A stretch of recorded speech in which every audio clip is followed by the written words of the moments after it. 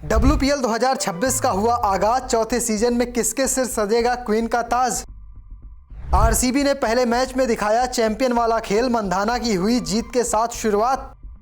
मुंबई ने किया हार के साथ आगाज। इस हार के एक नहीं कई गुनहगार। महिला प्रीमियर लीग की शुरुआत हो चुकी है और पहले मुकाबले में इस तरह से परिणाम निकलेगा किसी ने अंदाजा नहीं लगाया था।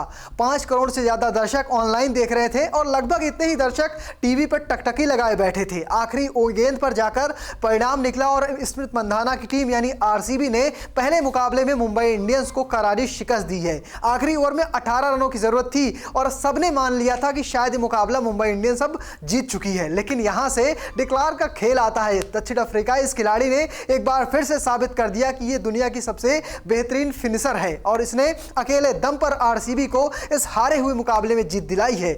आखिरी गेंद पर 2 रनों की या कहें आखिरी गेंद पर 2 रनों की जरूरत थी और एक बेहतरीन चौका लगाया, टीम को जीत दिलाई और आरसीबी ने जीत के साथ शुरुआत की है। लेकिन मुंबई आखिर में मुकाबला हारी क्यों? क्योंकि 18वां ओवर बहुत अच्छा गया, 19वां ओवर कमाल का गया, 20वें ओवर में नेट स्वीपर के साथ जाने की जरूरत क्या थी, क्या कारण थे मुंबई के हार के, आपको इस वीडियो में विस्तार से बताऊंगा। लेकिन पहले मुंबई की बल्लेबाजी देख लीजिए किस तरह से उन्होंने ये रन बनाए थे।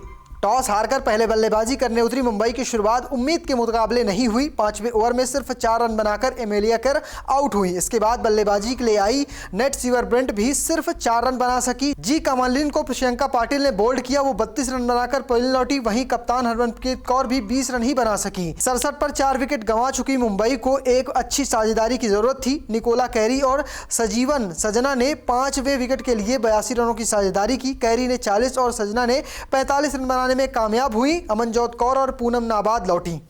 कुल मिलाकर मुंबई की टीम ने 154 रन बनाए 6 विकेट के नुकसान पर। कुछ बल्लेबाजों को शुरुआत अच्छी मिली थी, उसे कैच नहीं करा पाए, जिसमें हरमनप्रीत कौर का नाम भी शामिल है। लेकिन अगर बात करें आरसीबी की गेंदबाजी की तो आरसीबी की गेंदबाजी कमाल की रही। डिक्लार्क ने अकेले ही 4 विकेट चटकाए, 1 विकेट बेल को मिला, साथ में 1 विकेट श्रीलंका पाटिल को मिला। तो इस तरह से आरसीबी की गेंदबाजी हुई। अब आरसीबी रन चेज करना था। किस तरह से रन चेज हुआ चलिए आपको दिखाता हूं। लक्ष्य का पीछा करने उतरी आरसीबी की अच्छी शुरुआत हुई थी। कप्तान स्मिथ मंधाना और ग्रेस हैरिस के बीच 40 रनों की साझेदारी हुई, लेकिन 18 रन बनाकर मंधाना और 25 रन बनाकर हैरिस आउट हुई। इसके बाद दयालन, हेमलता और ऋचा घोष ने पारी को संभाला, लेकिन अमनजोत कौर ने 7 रन बनाकर खेल रही हेमलता को चलता कर दिया। ऋचा घोष ने 6 रन और राधा यादव ने 1 रन बनाया।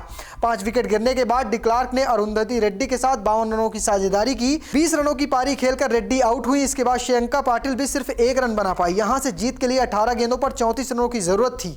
18वां ओवर मुंबई के लिए अमनजोत कौर लेकर आती हैं। शुरुआत कमाल की करती हैं, पहली 3 गेंदें सटीक करती हैं जिसमें डॉट हो जाती हैं डिक्लार्क, और आपको बता दें सिर्फ 5 रन खर्च करती हैं अमनजोत कौर अपने इस 18वें ओवर में, और यहां से दबाव आ जाता है आरसीबी पर। इसके बाद इस्माइले आती हैं गेंदबाजी के लिए, वो सिर्फ और सिर्फ 11 रन खर्च करती हैं। आखिरी की अब 6 गेंद बचती हैं। यहां से आरसीबी को जीत के लिए 18 रनों की जरूरत होती है। सबको लगता था शायद अब लक्ष्य नामुमकिन सा नजर आ रहा था, लेकिन यहीं पर शुरुआत की 2-3 गेंदें कह सकते हैं डॉट होती हैं, लेकिन इसके बाद डिक्लार्क का फॉर्म आता है। पहले गेंद पर 6 लगाती हैं, फिर 4 लगाती हैं, फिर 6 लगाती हैं और फिर आखिरी की गेंद पर कह सकते हैं एक चौका लगाकर अपनी टीम को जीत दिला देती हैं। 63 रनों की नाबाद पारी खेलती हैं, साथ में 4 विकेट चटकाती हैं और अपनी टीम को चैंपियन बना देती हैं। दीप्ति शर्मा के बाद वो ऐसी WPL की पहली खिलाड़ी बनी है जिन्होंने 4 विकेट चटकाया है। इसके साथ साथ एक शानदार 50 भी लगाई है। तो कह सकते हैं आरसीबी की जीत में डिक्लार्क का खास योगदान रहा। बिना उनके ये जीत संभव ही नहीं थी। अगर बात करें मुंबई इंडियंस की तो मुंबई की तरफ से कई सारी कमियां रहीं बल्लेबाजी में। जहां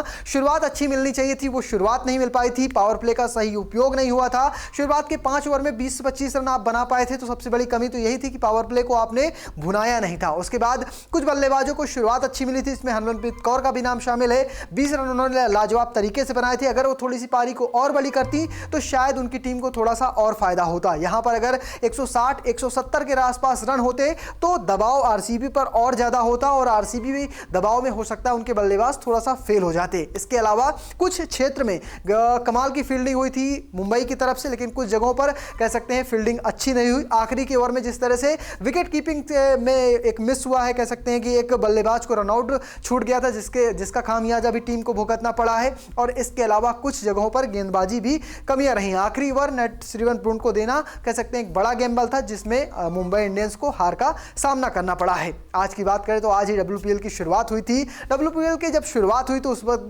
कह सकते हैं रंगारंग कार्यक्रम हुए थे और उन बेहतरीन परफॉर्मेंस दी गई थी। संधू का परफॉर्मेंस रहा, जैकलिन फर्नांडिस का परफॉर्मेंस रहा और आखिर में हनी सिंह ने कह सकते हैं पूरा मजमा ही लूट लिया था।